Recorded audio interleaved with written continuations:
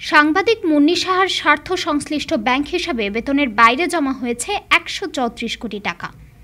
এর মধ্যে বিভিন্ন সময় ১২০ কোটি টাকা উত্তোলন করা হয়েছে। স্থগিত করা হিসেবে স্থিতি আছে মাত্র ১৪ কোটি টাকা। মুন্নি সাহা, তার স্বামী কবির হোসেন তাপস এবং তাদের মালিকানাধীন MS প্রমোশনের হিসাবে এই অর্থ পেয়েছে Bangladesh financial intelligence unit BFIU। এছাড়া গুলশান তেজগাঁও লিংক রোড এলাকায় শান্তিনিকেতনে ১৬৫ রোজা গ্রিনে তাদের একটি ডুপ্লেক্স বাড়ির সন্ধান মিলেছে। বাংলাদেশ ব্যাংকের অনুসন্ধানে উঠে এসেছে তাদের স্বামী স্ত্রীর নামে দুটি প্রতিষ্ঠান ওয়ান ব্যাংক থেকে ৫১ কোটি ৫০ লাখ টাকার ঋণ নেয়। ঋণ পরিশোধ না করলে বারবার সুদ মওকুফ ও নবায়ন করেছে ব্যাংকটি। প্রতিষ্ঠানগুলোর টাকা হস্তান্তরের নামে অর্থ পাচার করেছে কিনা তা খতিয়ে দেখছে BFIU।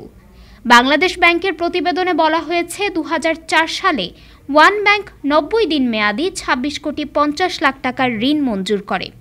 সে সময়ও ঋণ পরিশোধ না হওয়ায় দুইবার মেয়াদ বাড়ানো হয়।